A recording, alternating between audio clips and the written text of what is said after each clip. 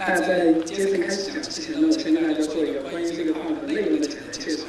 那么我想大家对于 Android 应该已经不再陌生了，而且对 Android 的开发可能也有尝试过在上面写一些代码。所以今天Jason给我们带来的呢是描述在 Android 上的3种主要的不同的开发方式，以及呢跟大家介绍和建议在什么情况下使用什么样的开发方式能够达到最有效的效果。所以下面我们请Jason给大家讲关于 Android 的开发方面的内容。Thank you. So my name is Jason Chen.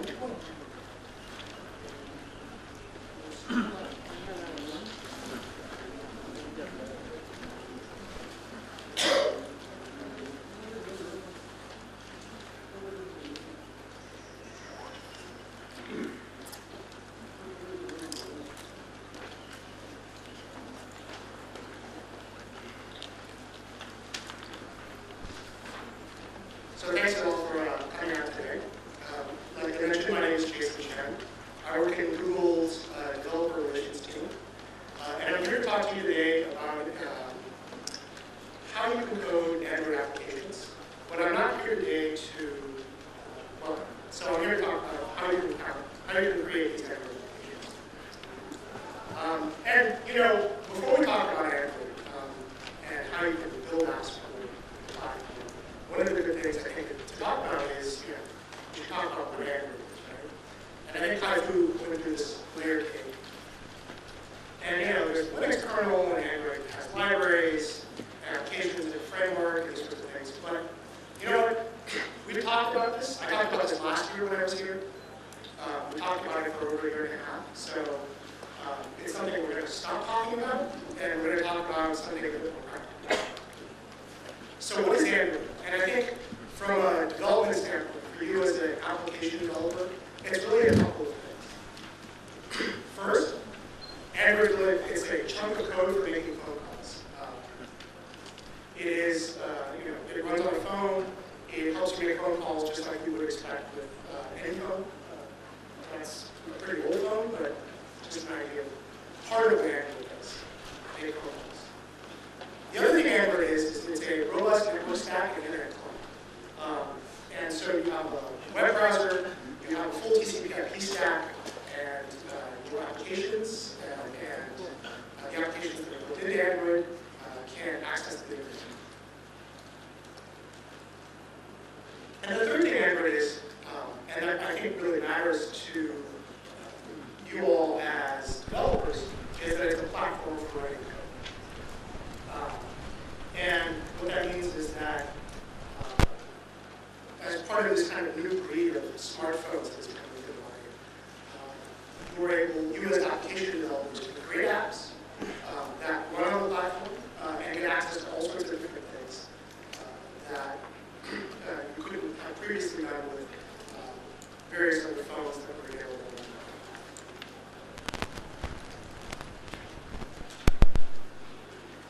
To elaborate a little bit about what the platform is, it's really, it has an application platform, and you can build apps for it. But we didn't create Android, so Google didn't create Android to try to own mobile or to do anything like that. Really, our efforts with Android have been have sprung forth from our efforts previously to build mobile applications on other mobile platforms, and the frustrations that we had building and challenges that we had building them. So as Google, we thought, well, you know, this is really hard, and since we're Google, we can probably do a lot of these things. But it's not very easy for, say, a single application developer to do the same sorts of things on older mobile platforms. So from that standpoint, as an application developer, we wanted to build Android so that it would be easy for anybody to build a mobile application. The other thing that Android is, it's as a platform for writing code, it's really a framework for creating interactive components. And this is one of the things that really excites me about Android, what is unique about it, is that as an application, you can actually pull pieces of other apps and the web, and even native code into your application and run them. So your application can actually be a series of components, and it can also rely on other pieces provided by the system, so that you can kind of really focus on just writing the parts of your application that are unique to it, and you can take advantage of other things that already exist. In general,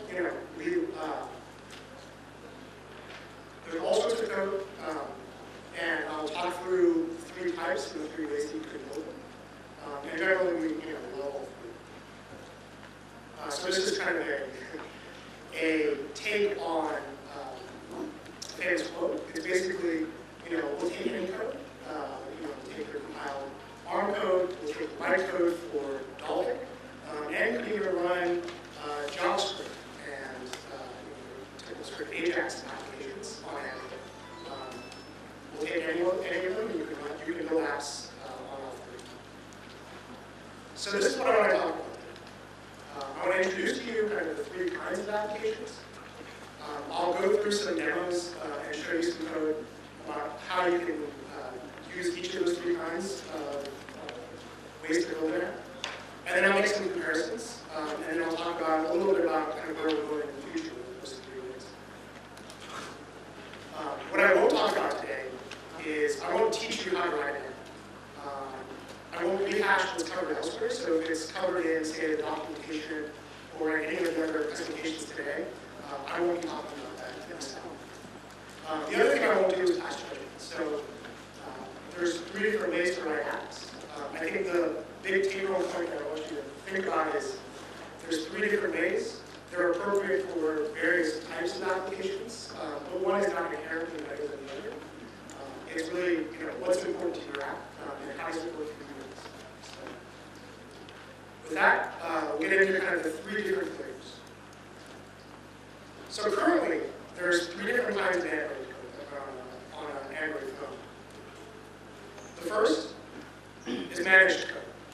And this picture is kind of, it's Dalvik, the city. Dalvik is actually a city. It's the name of the virtual machine in Android. But it's also a city in Iceland. And the reason it is the tech lead for Dalvik has some Icelandic ancestry, and so decided to name it after the city.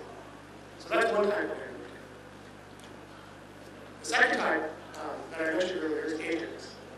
So if you have an app that wants to run in the browser, and let's say you have an existing website and you adapt it to run on mobile phones, Android has WebKit as its rendering engine and has the associated JavaScript, KJS JavaScript engine, so it can run your Ajax apps in the browser. And the third kind is native code, so that's ARM, because we have the current Android devices run ARM processors. So, and native code is code that you write in C or C++, executes really fast. But there are some limitations in terms of what you can do with native code. And we'll get into that a little bit later. So the first thing, so Dalvik code. But before we talk about Dalvik code, we should probably talk about an example, right? Because I'm going to walk through one example in this talk, and we should talk about what that is. So we wanted something that was computationally significant, but it's also something that we can externalize, because what we want to be able to do is take this algorithm that we're going to implement and be able to implement it in JavaScript, in Dalvik code, and also native code.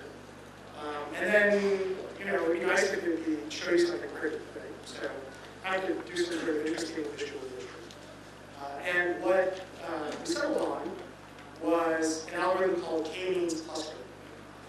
And really this is kind of it's an algorithm that's used to identify sets or clusters in a set of points. And what we'll do is we'll do a simple kind of 2D version of this. We'll generate 500 random points, and then segment them into 6 different clusters by color. And then, like I mentioned earlier, we'll implement this 3 different ways, which is purely as a Dalvik app, purely as a C algorithm, i.e. native code, and then we'll also implement this in JavaScript. So k-means clustering, like what is it? Okay, this is kind of really quickly. something that we pulled from Wikipedia. Basically, this talks through kind of how you do it. You take all the points, you segment them, you compute the centroids, which is step 3 there, and then you repeat until you converge on a set of points segmented into different areas. So, if nothing else, you know, if you didn't get that, that's all right. Basically, I'm going to put a bunch of dots on the screen.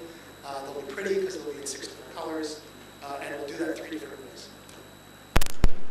And it's a little hard to see up there, but those are the dots. So you'll see something like this. So Dalvik, back to Dalvik. So what is Dalvik, right? Dalvik is a virtual machine. It is similar to something like the JVM or the .NET CLI. It is memory protected. It also does garbage collection, just like other virtual machines. And your objects or lifecycles are managed. What's different from, or what's unique about Dalvik is that it's embedded for, or it's designed and optimized for embedded machines. So we've done things like implemented a register-based virtual machine because other virtual machines, which are stack-based, exhibit a certain amount of overhead when you're running on a limited device like an ARM processor. And an ARM processor, for those of you who don't know, is register-based. So if you're translating from a stack-based virtual machine to registers, when you're actually executing on the bare metal, there's an overhead. So we can be a little bit more efficient if we're directly a register-based virtual machine. We've also done other optimizations and things really with the effort to reduce the need for a just-in-time compiler. In addition, since it is a custom virtual machine and we have a custom bytecode format, and the way that we generate that format is there's a translator tool in the SDK called DX, and that takes Java class bytecode and translates it into DEX, which is the format for Dalvik. So what do you do when you're writing an app for Dalvik? Apps that run on Dalvik really, you write them in Java. So you code your apps in the Java language. Those apps will run on Dalvik and get access to all the core APIs. Some of those APIs are backed by system infrastructure in native code. So certain things like OpenGL, the OpenGL binder, the OpenGL driver, the binder, which is used for inter-process communications, the media stack, obviously. Many of these things are backed by native code simply because they wouldn't be fast enough if it was all in pure Java. So we call down through there. We also picked Java because as a language to use for coding apps on Dalvik, because kind of all your popular tools can be supported. Many developers around the world know Java already. And we can create things like an Eclipse plugin and leverage a lot of the existing tools and infrastructure for creating Android applications. And I mentioned the Eclipse plugin. It's kind of what it looks like. It looks like any of your other sort of Eclipse-based plugins when you're developing.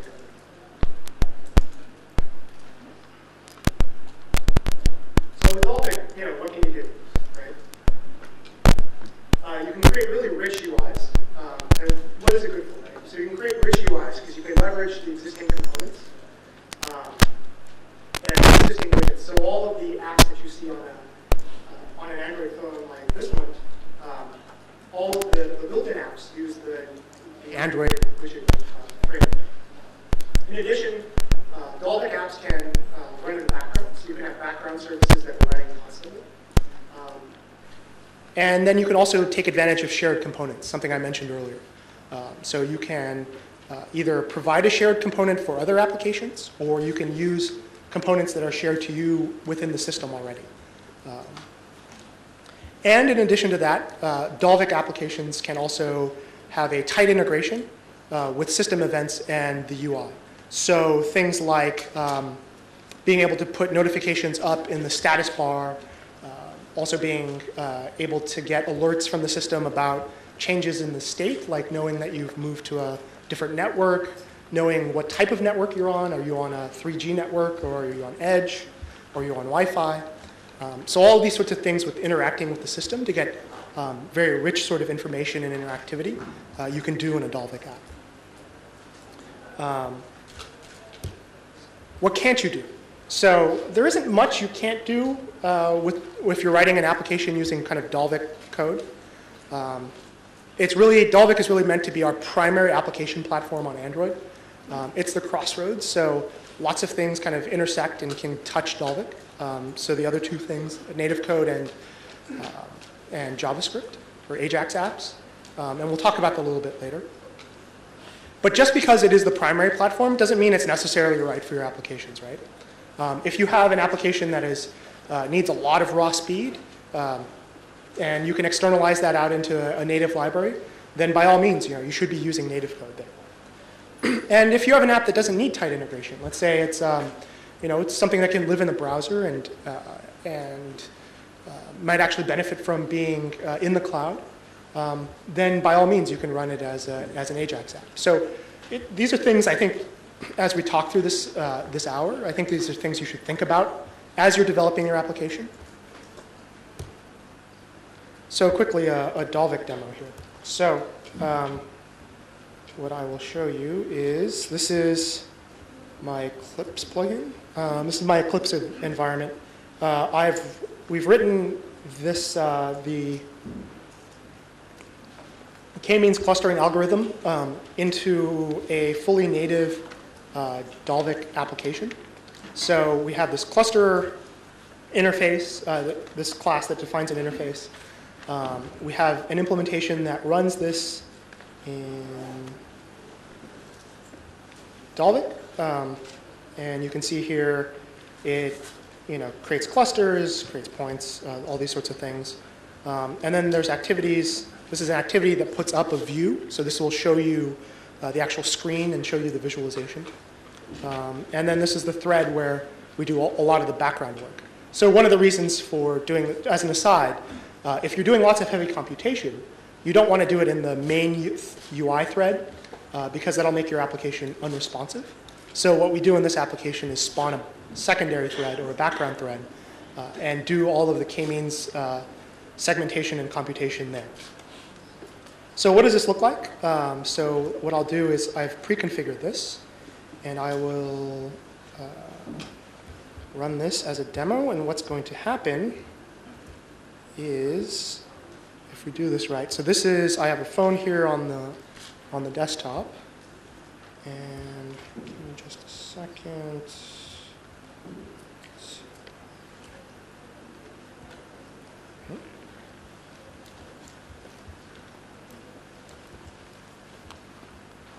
And of course, because I'm doing a demo, this isn't going to work.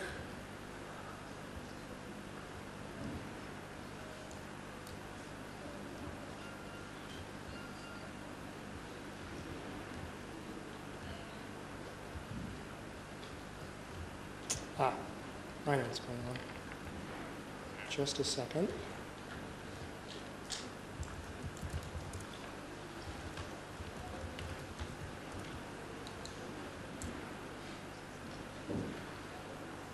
Okay. Now this should work. Okay, so this is installing. And this should start up now. And you'll see, it's not doing its thing. There we go. So now you can see this is running. It's kind of hard to see up on the screen, but you can see up in the upper left that we're showing total compute time and also time for actually doing the clustering algorithm, or sorry, the total time and the rendering time for each frame as we update the screen with the clustering algorithm. So that's Dalvik. What I'll do is I'll jump back into what we're doing here. So some examples of other Dalvik applications written and running on Dalvik. All the core system apps, so everything from settings to the browser, the music app, all of these things run with Dalvik managed code. And then almost all of the almost 4,000 applications, or maybe for more than 4,000. I think it's close to 5,000 now. Applications on Android Market, which is our distribution mechanism for distributing Android applications for third-party developers. All of those are also almost, I'd say 99% of them, are running as Dalvik code. So examples of this are like things like the dialer, and all. This is SkyMap, which is a really cool application that a Google team built on their 20% time, which lets you look at constellations in the night sky, and shows you, it's a guide to that. So what's the future of Dalvik? Kind of where are things going? You know, how are we going to make Dalvik better as a platform for your code and your applications? Couple ways. First is improving garbage collection. It'll be faster, it'll be better, it'll be able to do things hopefully like compaction, and just do things more efficiently. Because if you've built an Android application today, and you can have triggered the garbage collection at an inopportune time, you can find that it runs for longer than you'd like and can often stunt the performance of your application. In addition to improving garbage collection, we are hard at work on just-in-time compilation, so JITting your Dalvik code. The early work on this, I think, has started, but I'm not sure as to when exactly that'll be available. But we're hoping that with JITting, we'll get a performance increase across the board for Dalvik-based applications. In addition to kind of the fundamental, kind of low-level work on the virtual machine, we are also constantly looking for optimizations in the core libraries. So everything that we ship in the as default in the virtual machine, the team is looking at and looking for opportunities to make it run even more efficiently. And then in addition to kind of optimizations, obviously we're going to introduce new APIs as time goes on. Things that are planned are things like APIs for Bluetooth, and then also peer-to-peer communication, and many others that will come over the months and hopefully years as Dalvik and the core libraries develop. So that's Dalvik. The next is kind of Ajax or web apps. And, you know, Ajax, obviously, I think there was a lot of talk in the keynote earlier today. And kind of at a high level, you know, the apps are broken up into JavaScript, CSS, HTML. And the JavaScript code really usually mutates the DOM to create all sorts of UI effects. The network access in terms of getting access to additional resources over the network is done via a call called XML HTTP request, XHR. And then more recently, and like I think Dave Burke talked about, there's the canvas element coming in HTML5 to allow JavaScript to do direct rendering to the screen, so doing things like painting diagonal lines, things like this. So what does Ajax and Android look like? And you know, kind of what does that environment look like for your Ajax apps? Like I mentioned earlier, Android's browser is based on WebKit and Squirrelfish.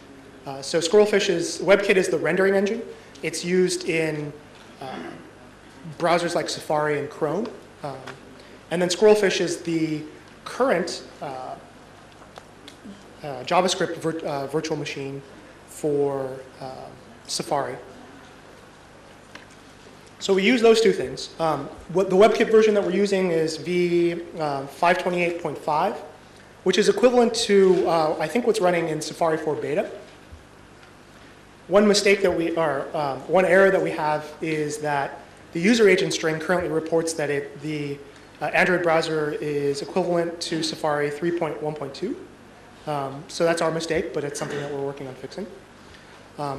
Also, the Android browser includes Gears, a version of Gears. So we can do things like caching. This is kind of some of the local storage, and also the worker threads that I think you saw in the keynote. Which allows for things like the Gmail demo that you saw. And then the Android browser currently has support for the canvas tag. So if you wanted to do direct rendering from JavaScript, you could definitely do that with an Ajax app for Android. So what can you do with all of this, right? You could do something that's kind of very basic. You could just write static HTML web page apps if you have like just forms or something that you want someone to fill out. And you don't need a lot of interactivity. You could just do static pages. But that's kind of, that's all right. But you can also do, the dynamic UIs that we talked about via the DOM or via Canvas. And because there's support for XHR, you can fetch and store data on your server. And then eventually with HTML5, you'll be able to do things like accessing location, running code outside of the main thread, and storing data and pages locally. Because the Android browser has Gears, you can do this today, relying on Gears, and then eventually make the shift into HTML5 as Android does. Like I mentioned, Android doesn't currently support HTML5, but you can use Gears. And some of the other limitations about writing an Ajax app for Android is that the code only runs when the browser is open and your page is loaded. So obviously you can't do things like having your Ajax app run in the background. The other thing you can't do from an Ajax app is access system and framework APIs.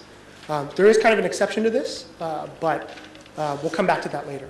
But generally, if you're serving up your Ajax app just directly to the built-in Android browser, you can't do that. So I've got a demo of the same algorithm that we showed earlier. So this is still the existing one. Here's what we'll do. We'll go to browser.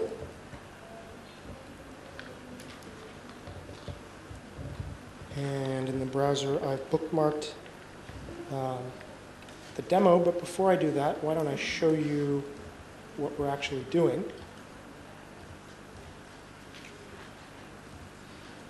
So what this looks like is it's very simply two things, or actually three things.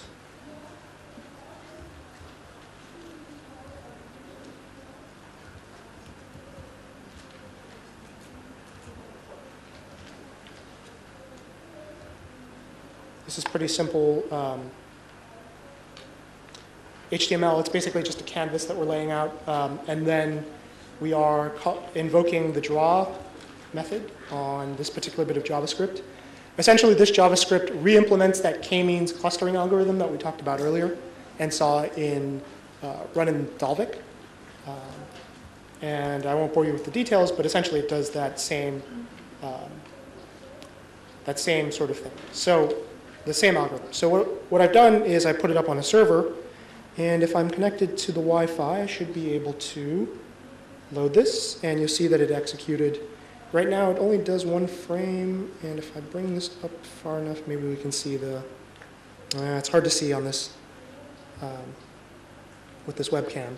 But essentially what we've done is runs the same algorithm. It's printed out the same sorts of points, and then gave the total computation time. So this is running in Ajax in the browser, and you can do the same sort of thing here, right? So it's a pretty simple demo, but we'll get into some more things later. Some of the other kind of notable Ajax apps, things that do something more interesting than what I showed you up there.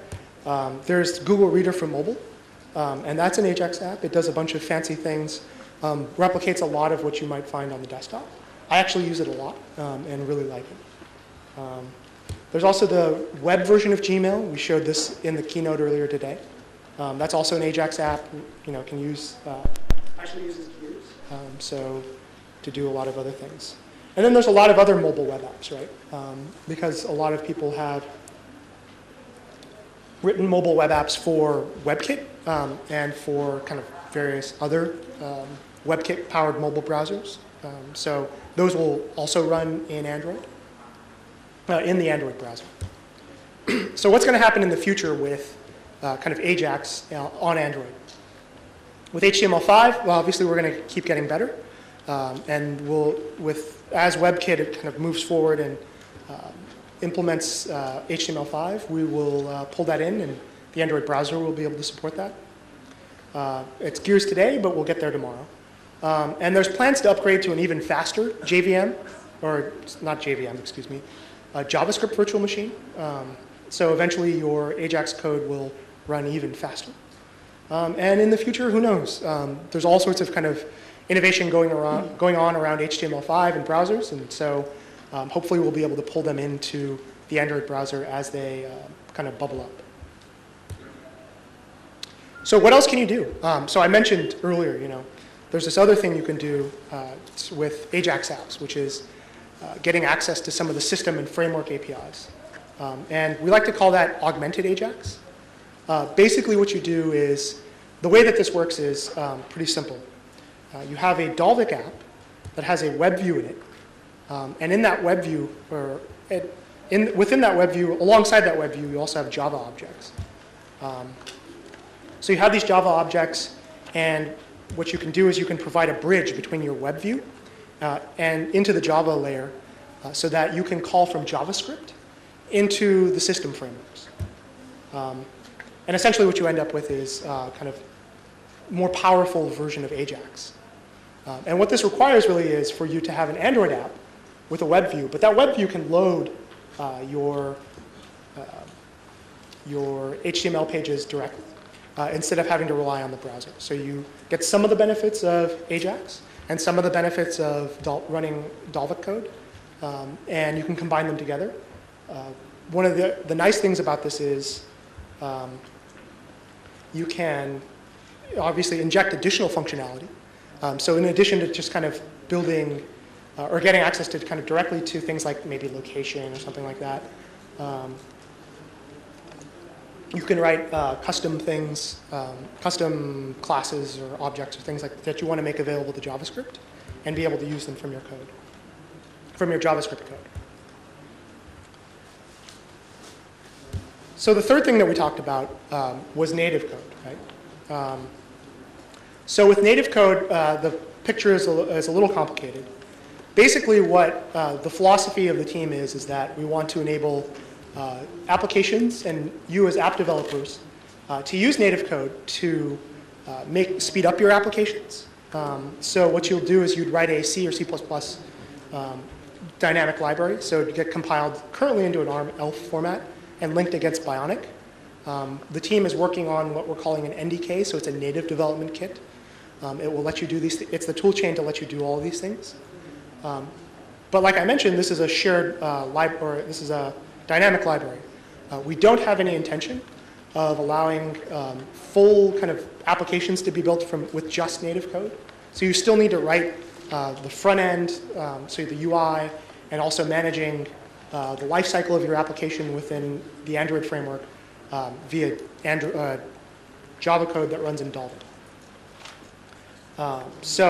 And essentially how you get the interaction between your native code and your Dalvik application is by making kind of JNI calls. So what you think about would be to externalize something that is heavy lifting.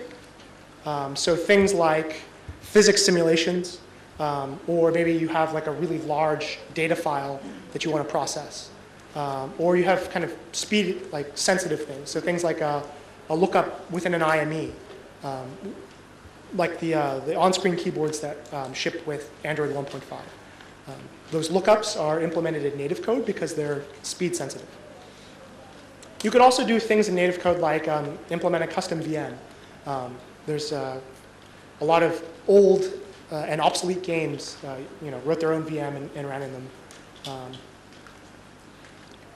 In addition, from native code, you could do unsupported things. You could technically, or at least currently, the only two libraries that we're guaranteeing compatibility and stability for are libm and libc.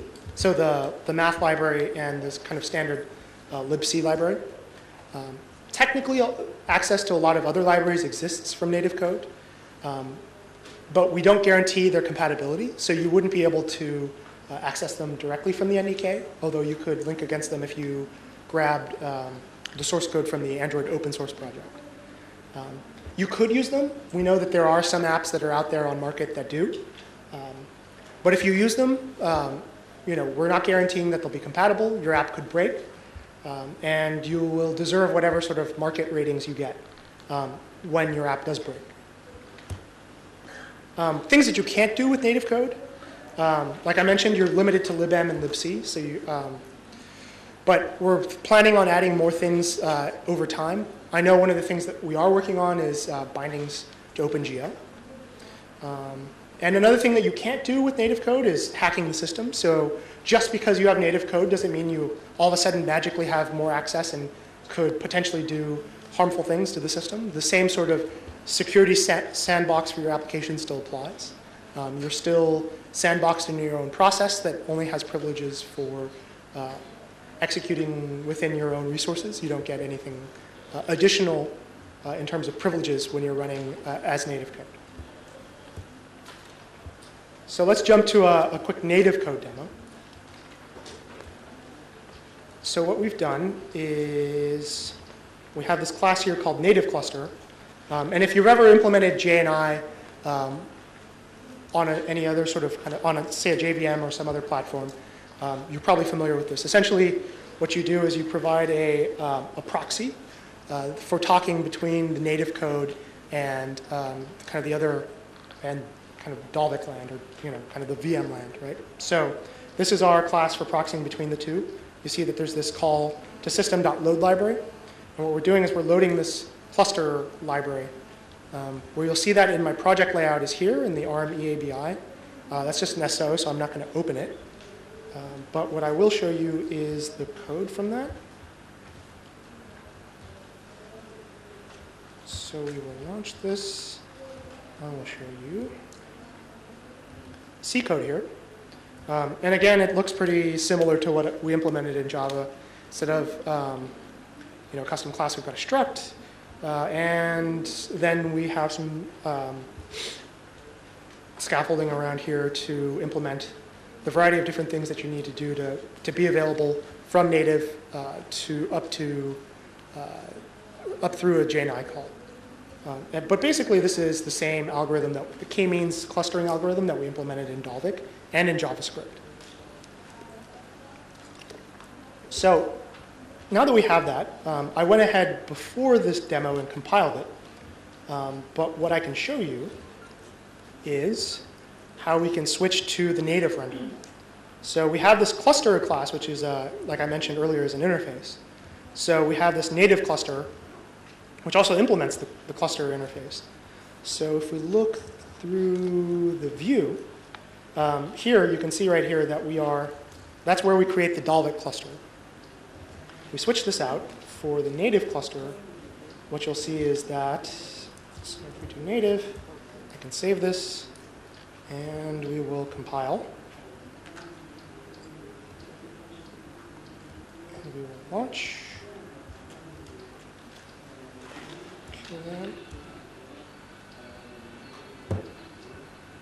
And we're loading. And again, you see now, instead of running the actual clustering algorithm in Dalvik, that is relying on the native library. And if you can, it's a little hard to see the numbers here, but the actual rendering time, compute time and rendering time has gone down because we're running here in native code, which is a little bit faster than what you can get out of Dalvik.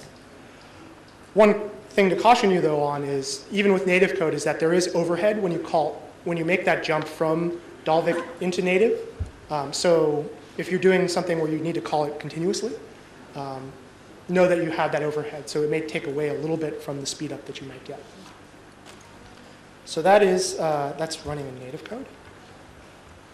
Same demo. I have a question. What is the performance penalty of running the same application on Dalvik versus native code? Do you have a rough? So we'll take questions at the end. But just to repeat the question for the benefit of everyone else in the room, the question was about the overhead or the penalty of running, say, the difference in terms of performance between Dalvik native and maybe even JavaScript, right? So I've got a section on that at the end, so I'll come back to that. So if you'll hold your questions. Until then, we'll get back to it. So some examples of other apps that are implemented in native code. I mentioned earlier there's the SCUM kind of custom or obsolete virtual machines for games. There's a pretty popular one called the SCUM VM for very old games that's out there. There's an implementation of this for Android, and it uses native code. There's another app called Spotify. This is a music streaming application.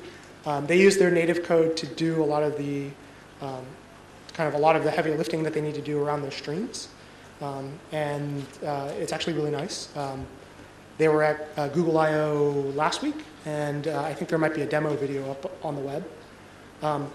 And other things that use native code, a lot of the system actually uses native code.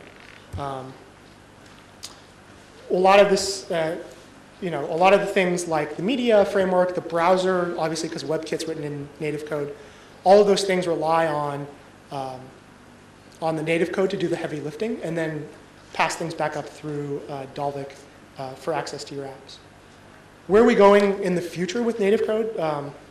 We're looking at kind of additional libraries that we can make available via native code. We don't know, we haven't really decided or locked anything down yet. So if you have thoughts or you have suggestions in terms of what you'd like, definitely let us know. Like I mentioned earlier, we don't have plans to make native code a fully independent app model. But we don't want to, so I don't think you should expect that you can write just an application using C or C++. But we don't want to prevent you from doing things.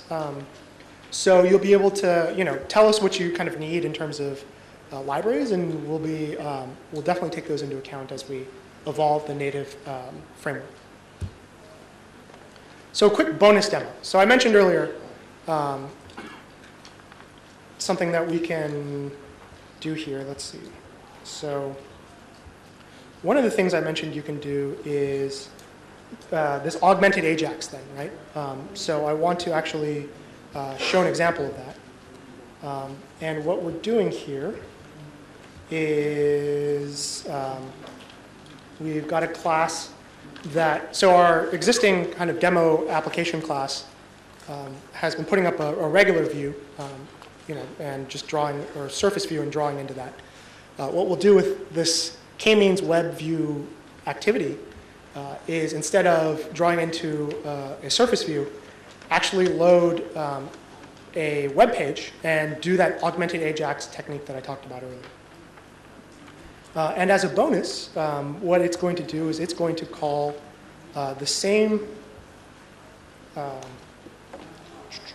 cluster that we were using earlier in native. So it will call from JavaScript down through Dalvik, down into native code, and then render the frames up, and we should see a bit of a performance increase.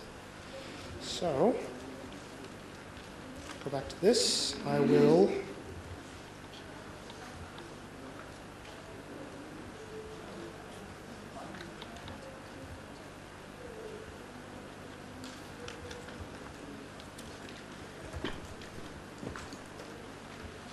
change that to launch the web view activity. We will compile this.